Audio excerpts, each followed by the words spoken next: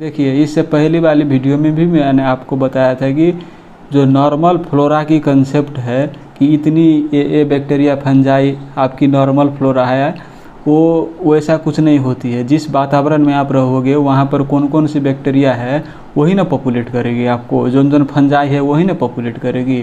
और वो सब अमेरिकन सब की लिख दिया है कि ये बैक्टीरिया ये फंजाई इतना ही है नॉर्मल फ्लोरा, वो तो नहीं होगा ना। वहाँ पर बहुत अच्छी सैनिटेशन है, वाटर सप्लाई अच्छी है, तो वहाँ पर आपको फंजाई हर जगह नहीं मिलेगी, ट्यूबरकुलोसिस की बैक्टीरिया हर जगह नहीं मिलेगी, इंटामीबिया हर जगह नहीं मिलेगी।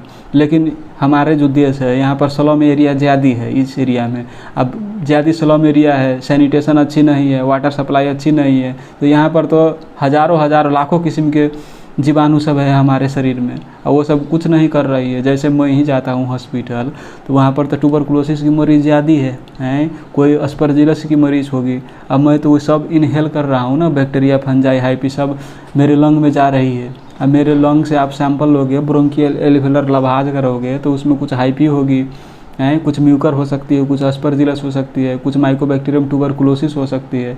लेकिन वो मुझे तो कुछ असर तो नहीं कर रहा है, मुझे इन्फेक्शन नहीं कर रहा है ना।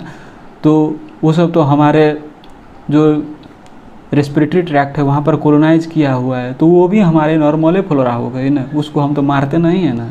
मेरे लंग में ट्यूबरकुलोसिस की बैक्टीरिया है, तो हम दवाई तो नहीं खाते हैं, और दवाई खाएंगे तो क्या फ़ायदा होगा। आज खा लिया दवाई, मर गया, फिर हम वही हॉस्पिटल में जाएंगे, फिर इनहेल करेंगे। तो जब तक इस वातावरण में रहेंगे तो वो तो फिर तो हमारे शरीर में तो कंटामिनेट हो ही जाएगी। तो जिस वातावरण में हम रहते हैं वहाँ पर जिस प्रकार की जीवाणु सब है वही ना पॉपुलेट करेगी, वही हमारे लिए नॉर्मल फ्लोरा है।